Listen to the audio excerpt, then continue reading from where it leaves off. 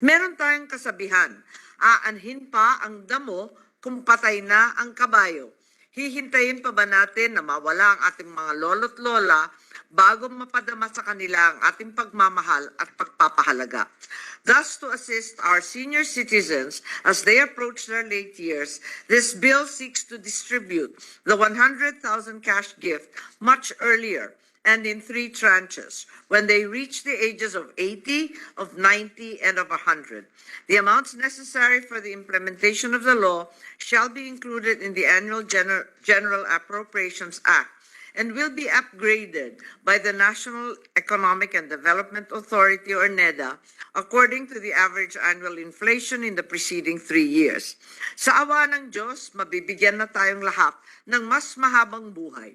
Sana'y hindi natin mararamdaman ang pagkabaliwala sa ating pagtanda. Bigyan nating saysay ang mabuting layunin ng batas habang buhay pa ang ating mga lolo't lola, habang may oras pa tayong lahat. I now ask for the support of my colleagues in passing the proposed amendments, for through this expansion, it is hoped that more of our elderly population may be able to benefit from the Centenarians Act and that they be inspired to further prolong and enjoy their lives even beyond a century. Thank you, Mr. President and honored colleagues.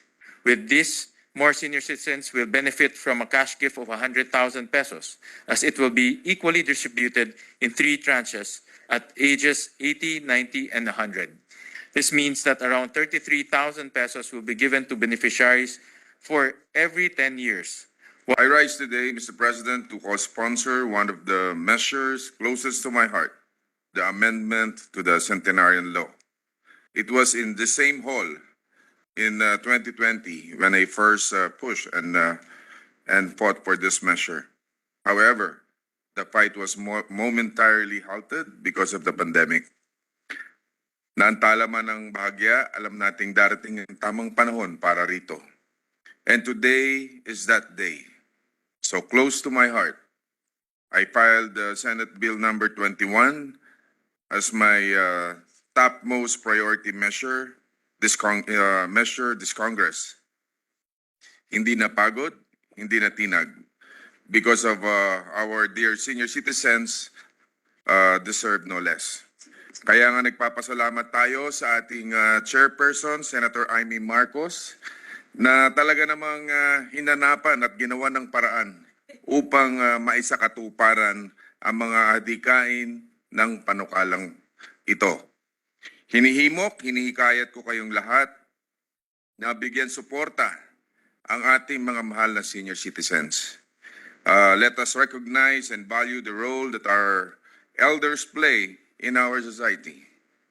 An African proverb says that those who respect the elderly pave their own road toward success. Pero tayong mga Pinoy, normal na sa ating kultura ang paggalang, pagpapahalaga sa mga nakatatanda. Hindi ito bago sa ating pamumuhay. Lahat tayo ay ipinanganak at lumaki sa aral na ang mga nakatatanda ay ginagalang, nirerespeto, pinagpapahalagahan. This legislative measure is a testimony to that special Filipino culture. We acknowledge the very laudable intent of the centenarian law, and with this proposal under consideration, we just wish to provide in advance the benefits afforded by the law. There are accounts that centenarian law beneficiaries are too old to enjoy the cash gift they receive. Meron pang salalay na hindi na naintindihan ng ating mga lolo at lola kung ano man ang natatanggap nila.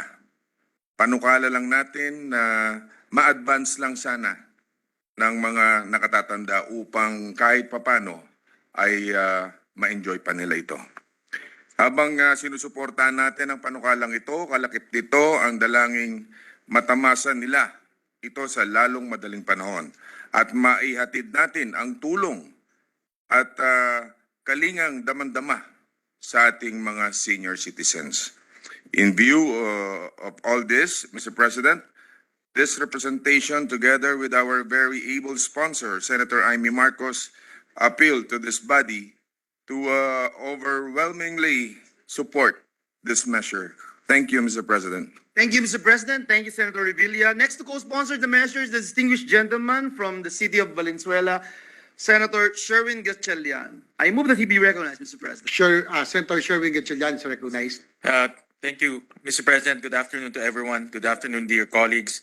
I rise today to co-sponsor Senate Bill number 2028 under Committee Report number 61, otherwise known as an act expanding the coverage of the Centenarians Act of 2016.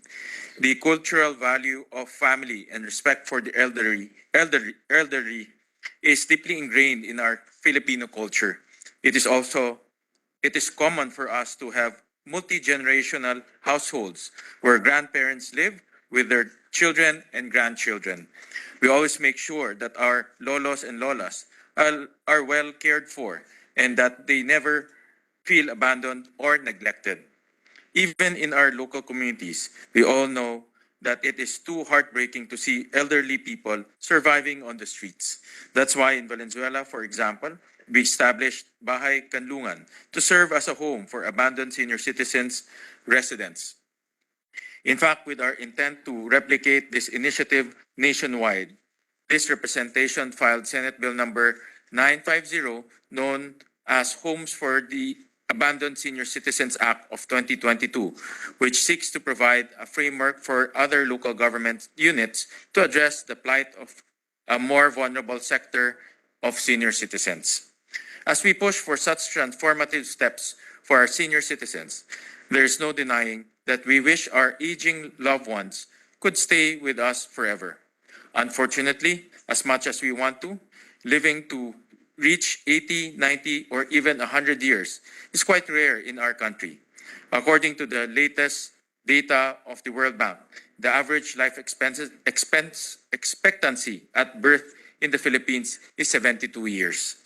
Given this context, not many Filipinos live up to enjoy the benefits of Republic Act number 10868 or the Centenarians Act of 2016. This also means that only a few centenarian Filipinos enjoy the fruits of this act, including the 100,000 peso cash gift as well as the letter of felicitation.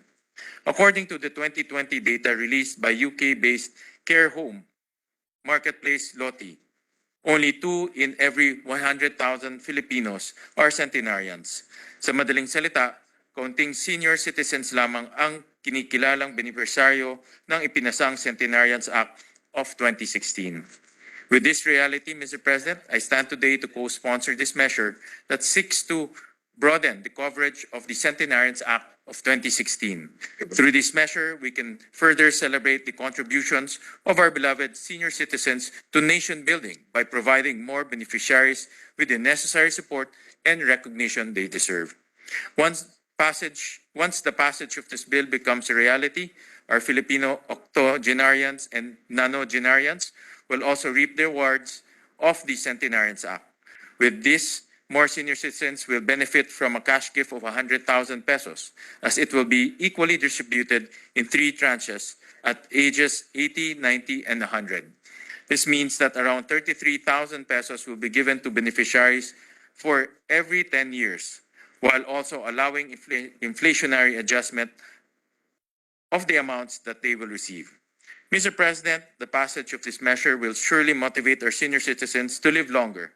The 100,000 pesos cash gift that will be equally distributed in 3 tranches will support them as they pay their living expenses, medicines, healthcare costs, and other necessities as they reach the milestone of 80, 90, and 100.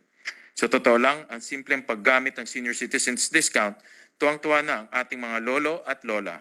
Sa pagpasa ng panukalang ito, paniguradong mas lalong gaganda ang kanilang mga ngiti dahil tiyak na malaking tulong ito lalong-lalo na sa mga may iniindang karamdaman dahil makakatulong ito sa pambili ng kanilang gamot. Noong panahon ng aking panunungkulan sa Valenzuela, naging saksi mismo ako kung gaano ito napasaya ang mga Valenzuelanong centenarians dahil bukod sa pagkilala sa kanila, binibigyan din natin sila ng tig sa 10,000 sa kanilang kaarawan. Nakakatuwa ring malaman na ngayon ay umabot na sa 50,000 pesos ang ipinamahagi sa kanila. Kaya naman sa mga kapwa kong mambabatas, huwag na sana nating ipagkait ang munting biyaya na ito para sa pinakamamahal nating octogenarians, nonagenarians at centenarians. Sama-sama nating ipagdiwang ang kanyang pagpupunyagi tungo sa mahaba, masagana at mayabong na buhay. Para sa ating senior citizens, mabuhay po kayong lahat. Kayo ay buhay na kayamanan ng ating bansa. To end, allow me to express my gratitude to the sponsor of this bill, Senator Imee Marcos, and to my fellow co-authors, Minority Leader Senator Coco Pimentel III, Senator Bong Revilla Jr., and Senator Risa Ontiveros for their contributions in drafting this significant measure. Maraming salamat po.